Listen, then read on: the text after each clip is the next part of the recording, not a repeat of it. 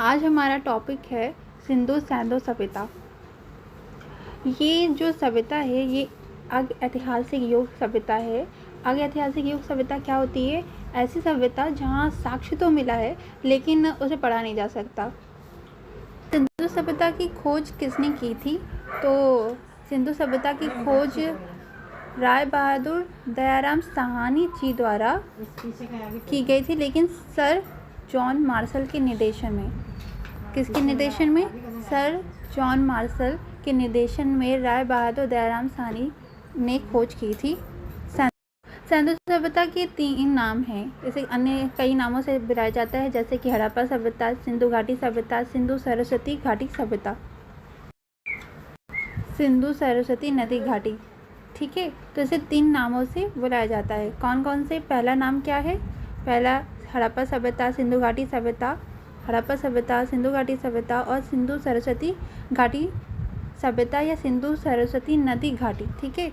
अगर ये प्रश्न में आ जाए कि सिंधु सभ्यता को इन तीनों नामों में से कोई भी ऑप्शन में आ जाए और पूछे तो जवाब दिया जा सकता है। सिंधु घाटी सभ्यता के 3 बड़े नगर थे। कौन कौन से? पहला हड़प्पा सभ्यता। हाँ, हड़प्पा सभ्यता जो था वो पाकिस्तान के वर्तमान समय में पाकिस्तान के स्थान पर हड़प्पा सभ्यता के साक्ष्य मिले हैं, ठीक है। इसमें 2 टीले हैं। इसमें 2 टीले पाए जाते हैं। हड़प्पा सभ्यता में 2 टीले पाए जाते हैं। पहला पूर्वी टीला, जिसे नगर टीला भी कहा जाता था, और दूसरा पश्चिमी टीला, जिसे दुर्ग टीला भी कहा जाता था, ठीक है। और जो इसका जो टीला है ये मॉडर्न A-B स्तूप टीला था। अब दूसरा क्या है? धौलावीरा।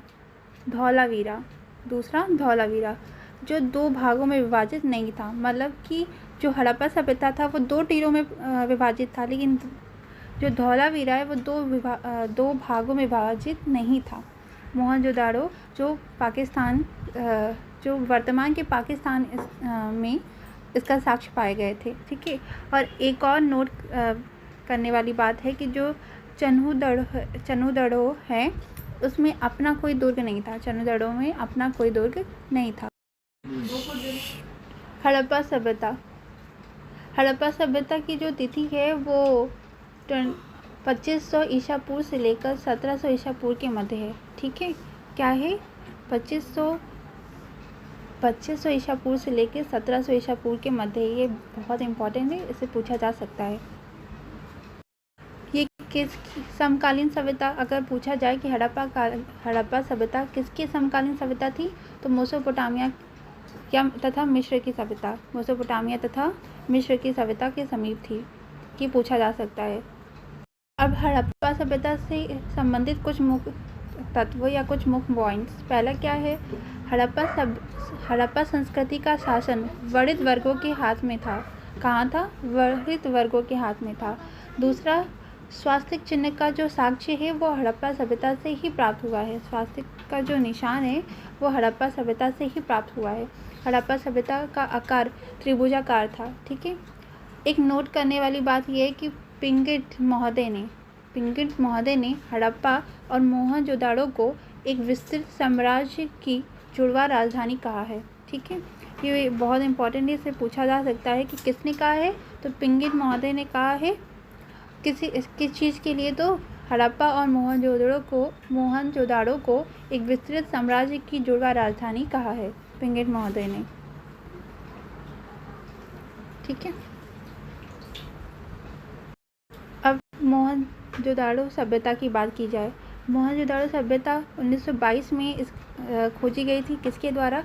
रखाल दास बनर्जी द्वारा खोजी गई थी। रखाल दास बनर्जी जी द्वारा खोजी गई थी। मोहनजोदाड़ो शब्द का जो अर्थ है वो क्या है? वो होता है मृत्यु का टीला। अगर हम इसे इंग्लिश में बात करें तो माउंट ऑफ डेड, ठीक है, ध्यान रखें, माउंट ऑफ डेड, और हिंदी में मृत्यु का टीला। इसके कुछ महत्वपूर्ण साक्ष्य हैं या महत्वपूर्ण तथ्य हैं, उसके पर ध्यान देते हैं या उस पर नज़र डालते हैं। पहला, स्नानागार। पूछा जा सकता है कि स्नानागार का साक्ष्य कहाँ से मिला है, सिंधु सभ्यता की किस सभ्यता से मिली है, ठीक है। तो स्नानागार सिंधु सभ्यता की सबसे बड़ी इमारत थी, सबसे बड़ी इमारत तो क्या थी? स्नानागार। और कहाँ से? मोहनजोदड़ो सभ्यता से प्राप्त हुई है इसका साक्ष्य। दूसरा है कि पशुपतिनाथ का जो प्रमाण है या जो मोहर का चिन्ह था या साक्ष्य था वो सैंतो सभ्यता की किस सभ्यता से? मोहनजोदड़ो सभ्यता से प्राप्त हुई है। ठीक है। दूसरा, नर्तकी की कांस्य मूर्ति। ये बहुत ज़्यादा इम्पॉर्टेंट है कि नर्तकी की कांस्य मूर्ति कहाँ से मिली है, तो वो इसी सभ्यता से मिली है, मोहनजोदड़ो सभ्यता से मिली है। मुख्य फसल क्या थी? गेहूँ और जौ। मुख्य फसल गेहूँ और करते हैं चनुदड़ो। इसकी खोज 1931 में R.C. मजुमदार जी द्वारा की गई है। इसकी खोज 1931 में R.C. मजुमदार जी द्वारा की गई थी। ठीक है। और इसके जो तत्व हैं या फिर जो साक्ष्य हैं ये क्या है? तो मनका बनाने का कारखाना और इक्का गाड़ी का और बैलगाड़ी का साक्ष्य चनुदड़ो से मिला है। ठीक है, ध्यान रखें।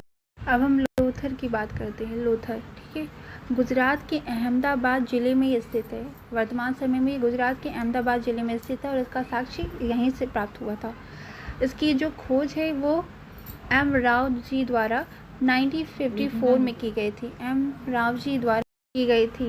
और इसका जो साक्ष्य है कि लघु हड़प्पा और लघु मोहनजोदड़ो इसे कहा जाता है। लोथर को लघु हड़प्पा और लघु मोहनजोदड़ो कहा जाता है। ठीक है, ये ध्यान रखें। और इसकी विशेषता क्या थी? तो इसमें क्या विशेष है, इसका क्या साक्ष्य मिला है इसमें, देखते हैं। तो सिंधु घाटी का पतन नगर से भी कहा जाता है। ठीक है, हाथी दांत का पैमाना, दाती हाथ का पैमाना और पतन नगर कहा जाता है।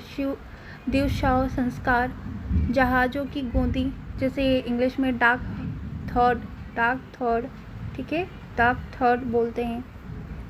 3 युगल और समाधियाँ, चावल के अवशेष, अग्निकुंड तथा यज्ञ वेदिका, उद्योग संबंधित साक्ष्य यहीं से मिले हैं। पूछा जा सकता है कि उद्योग संबंधित साक्ष्य कहाँ से मिले हैं, तो यहीं से मिले हैं। कहाँ से? लोथर से। अब हम बात करते हैं कालीबंगा। जो राजस्थान के हनुमानगढ़ जिले में स्थित थी और वहीं से इसका साक्ष्य मिला है। ठीक है, इसका महत्वपूर्ण क्या तत्व है? तो जुते हुए खेत के साक्ष्य यहाँ से मिले हैं। कच्ची ईंटों के भवन जुते हुए खेत के साक्ष्य मिले हैं। ताम्र मूर्ति मिली है और सिंह युक्त देवता की मूर्ति मिली है। ताम्र युक्त सिंह युक्त देवता की मूर्ति, कच्ची ईंटों के भवन मिले हैं, जुते हुए खेत के साक्ष्य मिले हैं। ठीक है, अब हम बात करते हैं धौलावीरा, जो कि गुजरात के कच्छ नगर में स्थित है। ठीक है, जो गुजरात के कच्छ नगर में स्थित है। इसकी खोज 1967 से 1968 के बीच में की गई थी और J.V. जोशी जी द्वारा की गई थी। ठीक है, इसकी जो विशेषता है या इसका यहाँ पे क्या साक्ष्य मिले हैं? तो उन्नत जल व्यवस्था, हड़प्पा लिपि के बड़े आकार के 10 चिन्हों का एक शिलालेख। ठीक है,